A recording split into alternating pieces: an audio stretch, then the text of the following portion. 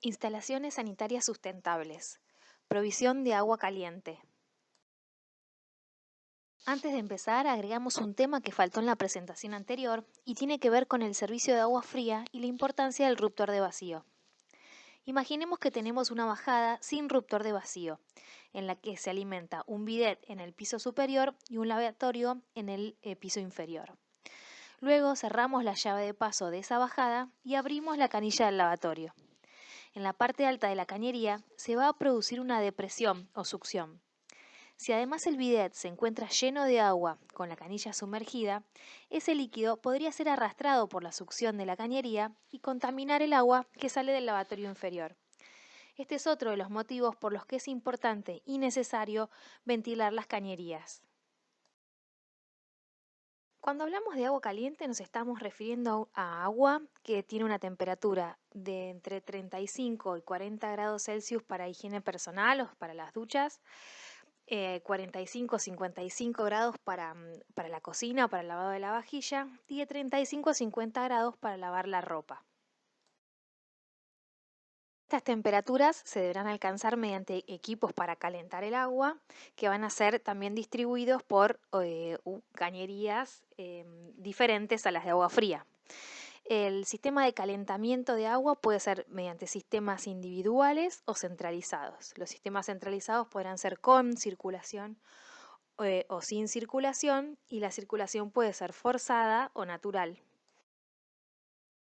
Cuando hablamos de sistemas individuales nos referimos a sistemas que van a abastecer a una vivienda o a una unidad funcional.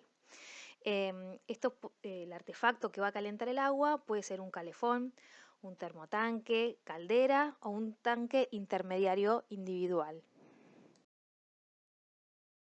Los calefones se denominan también calentadores instantáneos de agua y funcionan de esta manera. El agua va a ingresar, el agua fría que viene del tanque, va a ingresar por la parte inferior y va a circular por una serpentina donde la llama de gas va a calentar toda esa agua con una llama importante. En tiempo real, todo el agua que va a salir por la cañería de agua caliente una vez terminado el circuito de esa serpentina. Podemos encontrar algo de este estilo, que es con azul el ingreso de agua fría, con amarillo el ingreso de gas que va a producir la llama y la combustión que va a calentar el agua. Y una vez que termina todo el circuito alrededor de la llama, la salida con la tapa roja es la conexión a la cañería de agua caliente. La llama de gas, que va a estar en piloto, se va a encender con el impulso del agua ingresando, y como todo artefacto a gas va a tener su conducto de extracción de gases en la parte superior y sus criterios de instalación, que los vamos a ver también en el año que viene en la unidad de gas.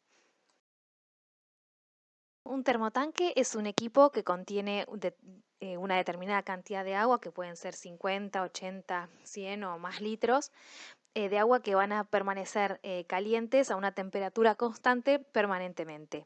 A medida que el agua empieza a consumirse, se completa el nivel con agua fría corriente. Los termotanques, pueden ser a gas o eléctricos, con una resistencia eléctrica o con una llama, pero su volumen es un poco mayor a lo de los calefones, que prácticamente no acumulan el agua, simplemente está de paso. El volumen de un termotanque va a depender del tamaño y de la cantidad de litros que contenga. La llama y el dispositivo de calentamiento a gas es más suave porque no necesita calentar en tiempo real, sino que se toma todo, mantiene una misma temperatura durante todo el día. En estos artefactos es fundamental para la eficiencia de los mismos el aislamiento térmico que tengan las paredes del termotanque. El agua caliente se va a acumular en la parte superior del termotanque, mientras que el agua fría, que es más densa, va a tender a descender a la parte inferior, donde se encuentra el quemador, que va a proceder a calentarla y generar esa circulación que vimos también en la unidad anterior. el quemador se encuentra abajo y todo el tiraje va a atravesar, ¿no? Este recipiente con agua, también cediendo el calor de la combustión durante todo su recorrido. Las calderas son artefactos que se pueden utilizar tanto en sistemas centralizados como en sistemas individuales, dependiendo de su magnitud. Son artefactos robustos que utilizan un combustible, en este caso el gas natural. Gracias a su ignición y a los gases residuales de esta combustión, generan agua caliente o vapor. Las partes que suelen constituir una caldera son el quemador, que es donde el combustible se quema, el hogar, que es lo que alberga el quemador y en su interior se realiza la combustión, los tubos de intercambio de calor entre los gases y el agua, la chimenea es la vía de escape de los gases generados por la combustión y la carcasa, que contiene el hogar y el sistema de tubos de intercambio de calor. El diseño de la caldera está pensado para aprovechar tanto el calor directo como el residual. Se manifiestan todos los mecanismos de transferencia de calor para calentar el agua. La radiación, por medio de la llamarada, la convección, creando un circuito de recorrido de humos que van a desplazarse entregando calor, y mediante la conducción es como se transfiere el calor desde el intercambiador metálico al agua circulante. Como comentábamos antes, las calderas pueden tener diferente potencia en función del uso que se le vaya a dar, y esto va a impactar en el tamaño del artefacto. Esta caldera, por ejemplo, es una caldera mural con doble servicio, es decir, se puede programar para entregar agua caliente a temperatura de calefacción y temperatura de agua caliente sanitaria. El tanque intermediario vamos a encontrarlo generalmente en instalaciones centralizadas. Sin embargo, también es posible de utilizar en sistemas individuales de mayor magnitud. Consiste en un tanque provisto de aislamiento térmico, ya que su función es la de contener y mantener el agua a temperatura de servicio, que será calentada mediante la caldera. En estos sistemas, el fluido calentado por la caldera no va a ser consumido directamente por el usuario, sino que el sistema es indirecto. La caldera calienta un fluido caloportador que no necesariamente deberá ser agua, que mediante un circuito cerrado entrega calor al interior del tanque intermediario. Es decir, que cede su calor enfriándose y calentando el agua que irá al servicio. Para que esto ocurra, es necesario que haya una diferencia de temperatura entre el fluido caloportador y el agua, y que esa serpentina se materialice con un material con buena conductividad térmica. En este ejemplo vemos un cuarto de calderas que posee una caldera, un tanque intermediario, un tanque de condensados junto con la bomba y demás elementos. La caldera entrega agua caliente en dos circuitos, uno directamente al servicio y otro al tanque intermediario con un circuito cerrado, es decir, que no entrega agua sino el calor producido en la caldera. Al entregar calor y bajar su temperatura, el agua puede cambiar de estado, de vapor a líquido, que será acumulado y recirculado en el tanque de condensados para repetir el ciclo. El tanque intermediario observamos también que tiene una cañería de alimentación con flechas azules, es decir, que es el agua fría que viene desde el tanque de reserva y que se calentará gracias al calor provisto por la caldera. También podríamos pensar que en lugar de recibir agua desde el tanque de reserva a una temperatura ambiente exterior, la alimentación del tanque intermediario puede provenir de un colector solar de agua caliente, donde ya ha ganado temperatura. En caso de que la temperatura del agua de ingreso sea la temperatura de servicio, el tanque intermediario tendrá la única función de conservar este calor y la caldera no se encenderá automáticamente, generando un ahorro de energía. También es posible que por tratarse de un día nublado, el ingreso de agua sea unos grados superior, pero que no haya alcanzado la temperatura de servicio. En ese caso, la caldera actúa salvando una diferencia de temperatura mucho menor, generando asimismo un ahorro de energía. Los sistemas centralizados son aquellos en los que se coloca un equipo de magnitud que abastece a varias unidades funcionales. Dentro de las ventajas podemos mencionar que tanto la caldera como el tanque intermediario se ubican en partes comunes del edificio, liberando espacio en cada departamento. Mejora la eficiencia del sistema de generación de calor, el uso de las cañerías y los conductos de evacuación de gases. Como desventajas de los sistemas centralizados, mencionamos que por tratarse del confort térmico, que ya sabemos que responde a múltiples variables subjetivas, la adopción de una temperatura de servicio será excesiva para algunos y carente para otros. Dentro de los sistemas centralizados podemos tener sistemas centralizados con circulación y sin circulación. Este que vemos en la diapositiva es un sistema sin circulación, es decir, que el agua caliente sale del tanque intermediario una vez que se abre una canilla de agua caliente y recorre esa cañería hasta llegar al servicio, con la consecuente pérdida de calor. Saldrá primero toda el agua que se ha enfriado en la cañería y recién después comienza a salir caliente, dependiendo esto de la distancia entre la canilla y el tanque.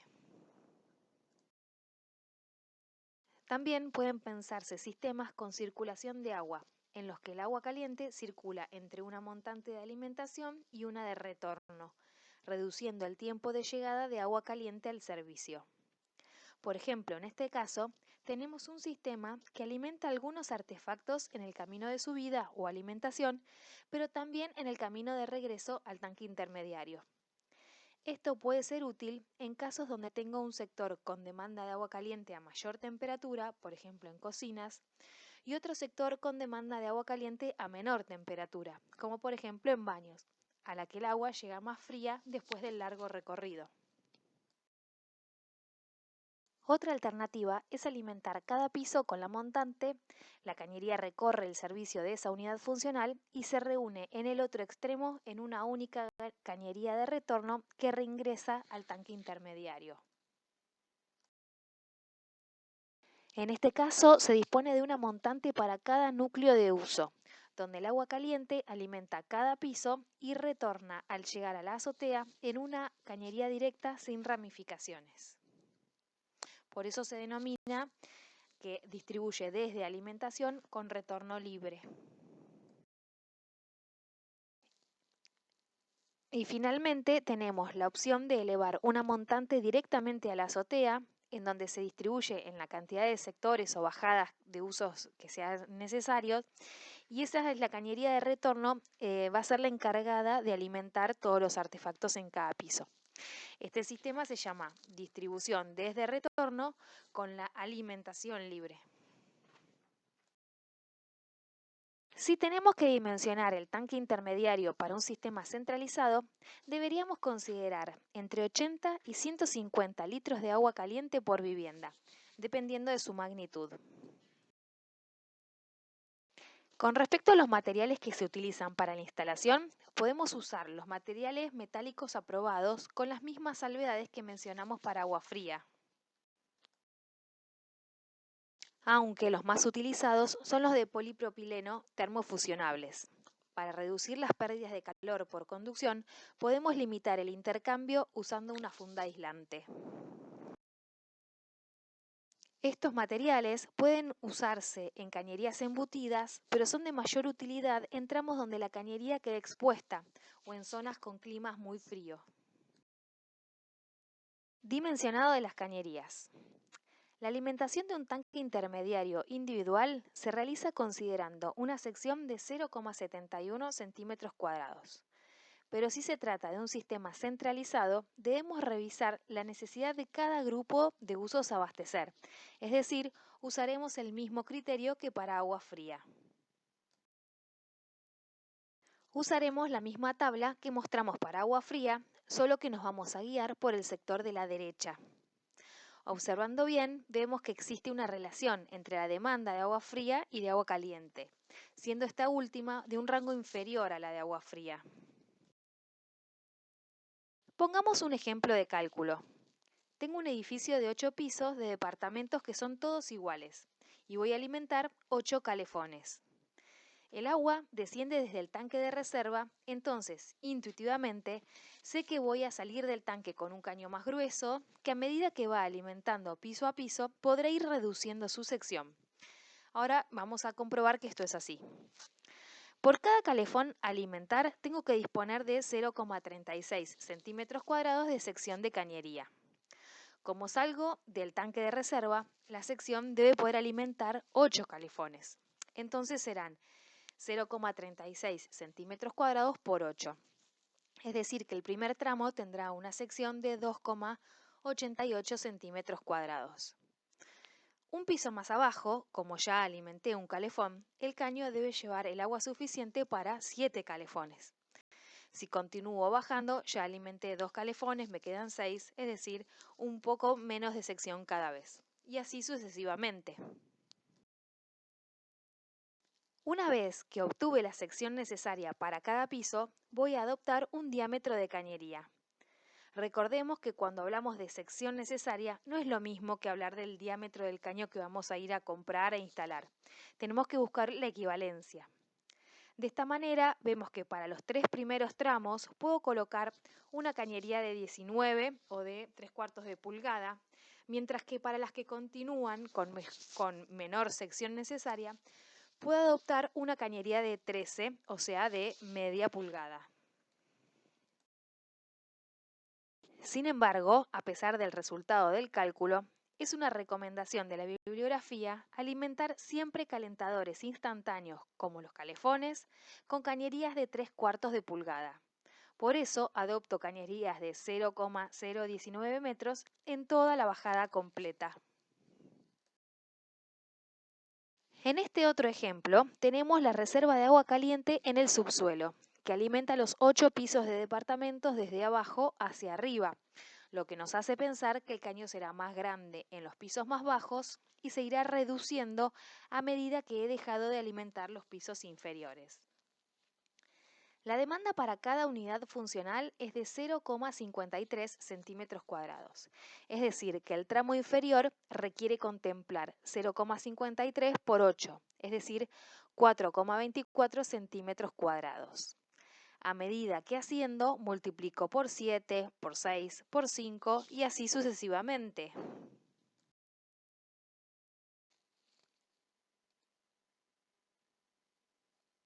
Y yendo a la tabla, observo que para los pisos 1 y 2 debo colocar una cañería de 1 pulgada, para los pisos 3, 4 y 5 de 3/4 de pulgada y para el piso 6, 7 y 8 una cañería de media pulgada. Los planos de instalaciones tienen una función técnica muy importante durante la elaboración de presupuestos y también en la obra. Una interpretación incorrecta de una bajada o la omisión de una indicación pueden llevar al proyecto al fracaso con su consecuente gasto en reparación. Por eso es fundamental adoptar todos los criterios de comunicación que se adoptan por convención en la elaboración y lectura de planos técnicos.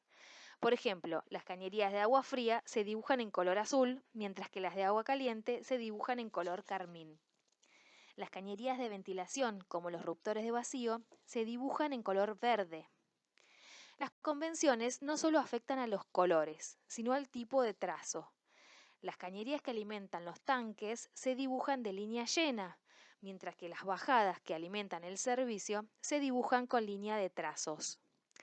Debemos revisar la correlación entre planta y corte. Cada bajada que alimente un sector del edificio tendrá un número, que debe corresponder a la misma bajada que dibujé en el corte.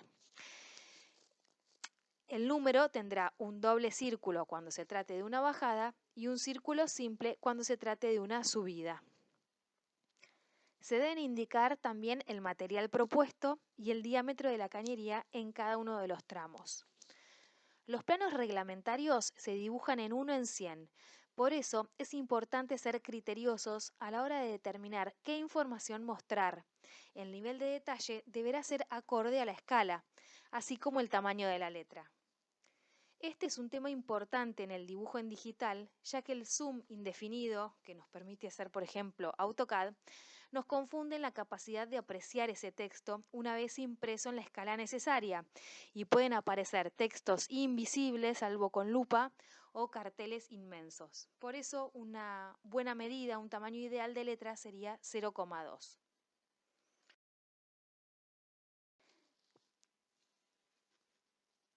En este ejemplo vemos que se prescinde de toda información irrelevante a la instalación, que haría que se desvíe la atención hacia otros puntos. Sin embargo, se puede identificar cada artefacto y diámetro perfectamente. Y en esta planta se identifican de manera unívoca cada una de las bajadas y los recorridos de las cañerías. ¿Cómo seguimos? Ya podemos empezar a diseñar la instalación de agua fría y caliente en nuestro prototipo.